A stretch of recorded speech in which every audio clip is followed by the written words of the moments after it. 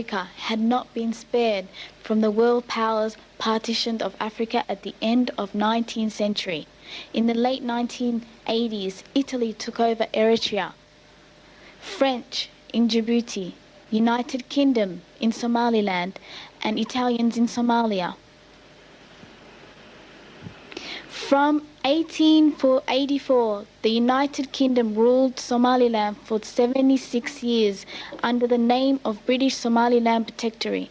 A delegation of 5 prominent Somalilanders, led by the late Muhammad Haji Ibrahim Igal, had gone to London to finalize the independent accords.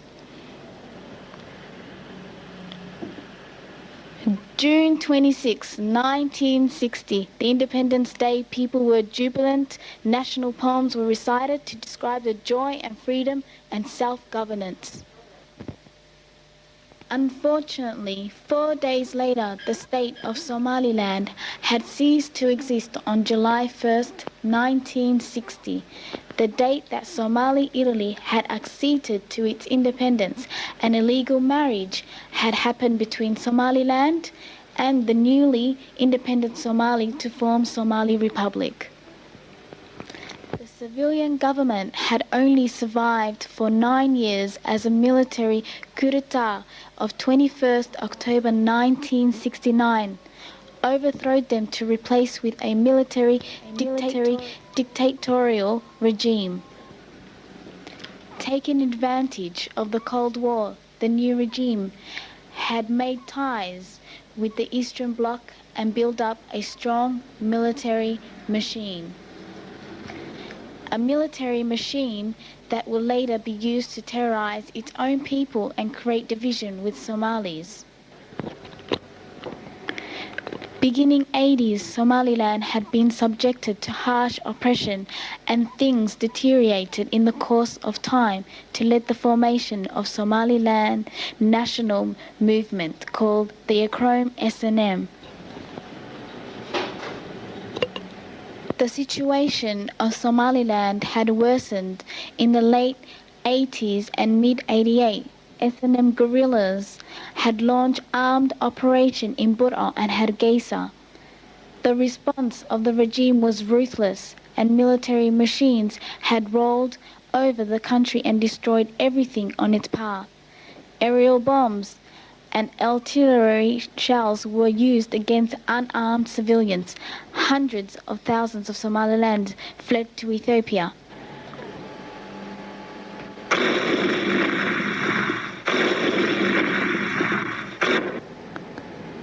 For lack of international readiness in such crises, water and food shortage had become major risks to their basic survival. But if the luckiest had gone to refuge in Ethiopia, the weak and vulnerable people left behind had been at the mercy of military brutality and cruelty. Thousands of elderly, women and children had lost their lives.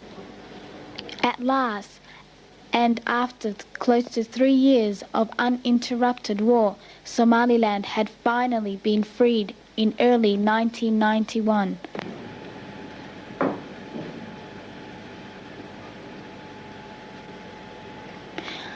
The destruction level was higher than expected, and cities were unrecognizable. Landmines were everywhere. Like most of other cities in the country, Hargeisa, the capital of Somaliland, had suffered a lot of the indiscriminating, brutal destructions of the military regime. Any standing structures had been leveled, such as mosques, business buildings, government edifices, schools, medical facilities, houses, all infrastructures shattered. The country had been in an operable, catastrophic, durable landmines all across the country accompanied the misery of the ruins and rumbles. Landmine victims grew each day at a higher rate.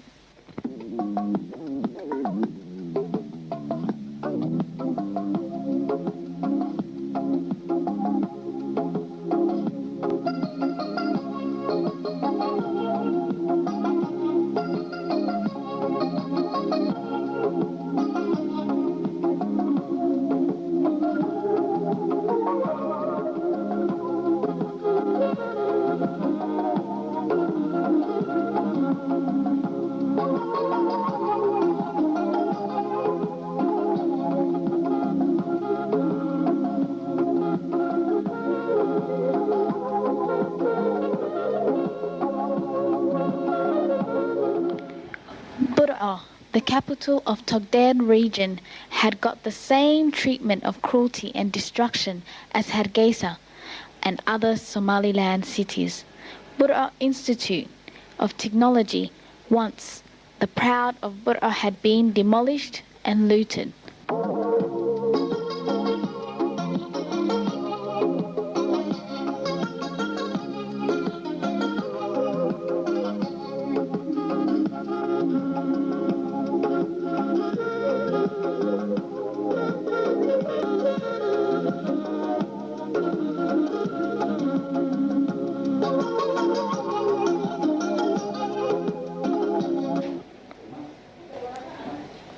On May 18, 1991, Somaliland was reborn. The Assembly of Somaliland Communities met in Bur'a had unanimously agreed to nullify their illegal marriage with Somalia and declared Somaliland as a sovereign state. The first President of Republic of Somaliland, His Excellency Abdirahman Ahmed Ali, had been elected along with his Vice President, His Excellency Hassan Isa Chama. They have been mandated to form the first government and temporarily led the country for 2 years. Somali Republic flag had been replaced by Somaliland flag and the people's freedom regained. Shortly after, the first government and the first parliament had been formed. 2 years later, in 1993, the elderlies of Somaliland community had met for the second time in a General Assembly meeting held in Boromay, Aldal region. The reconciliation and peace building finalized and the term of government expired. Presidential elections had undergone. Were candidates for the presidential race.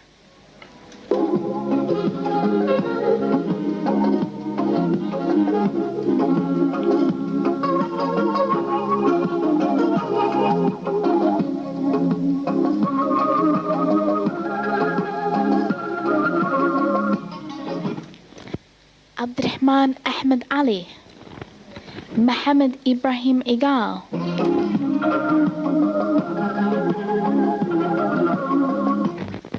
Omar Artan Qalib, and lastly Ahmed Mohammed Haliq.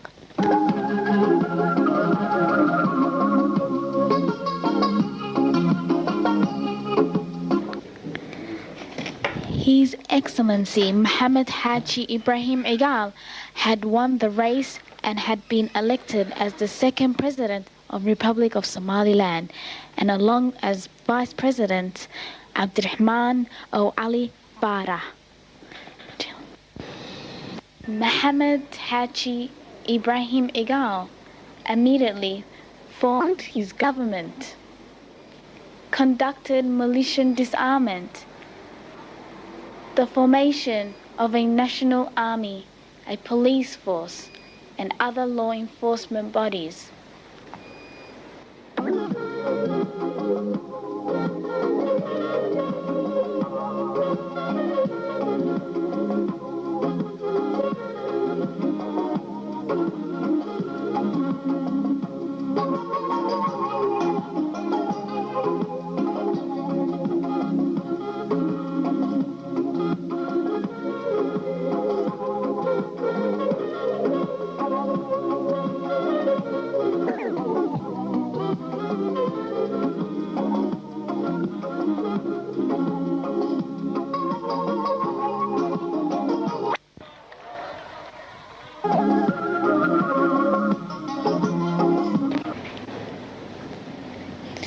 Trainings had been conducted for disarmed militias that would later form the National Army and Police Force.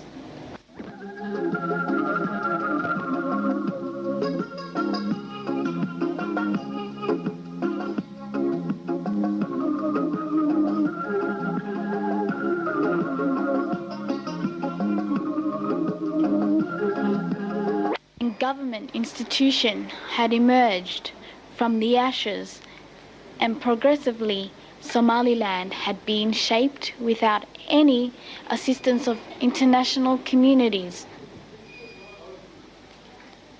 Despite the lack of needed resources and the intransigency of the world denial for a deserved recognition which had isolated Somaliland, the people's will had prevailed. The country's reconstruction had begun as well as peace strengthening. The authority of the government had progressively been drawn out throughout the country.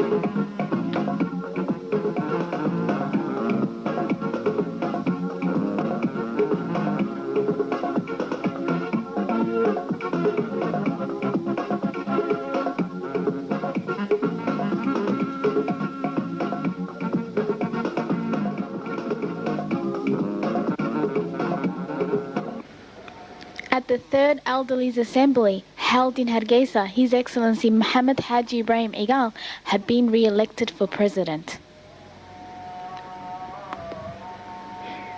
And His Excellency Dahid Riale Kahin for vice president.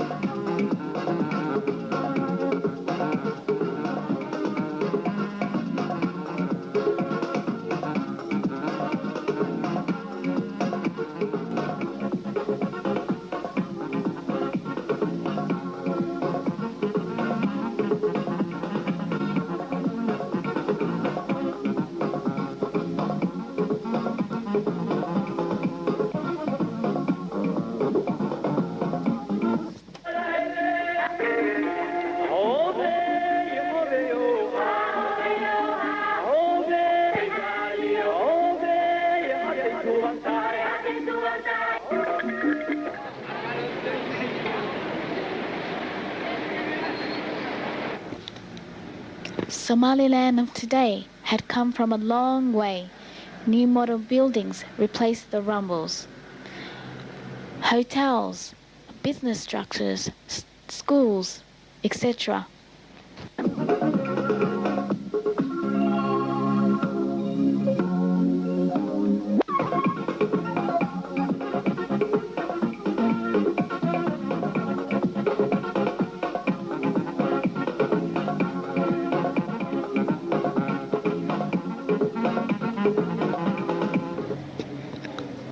Schools had been reopened, from primary to intermediate to even universities.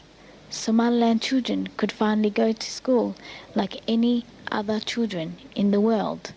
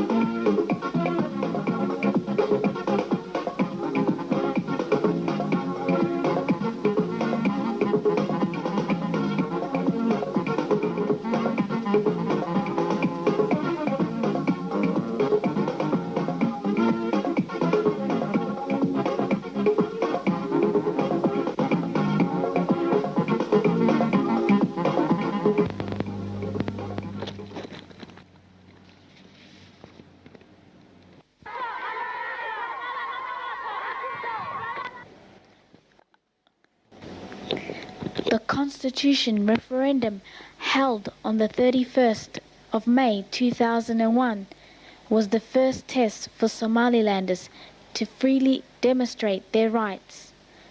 97% voted yes.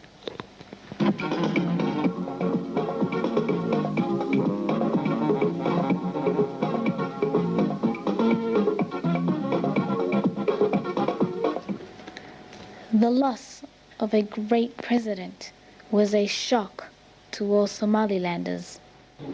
For the first time in Somaliland history, a constitutional law had been applied and the people's referendum voice was respected.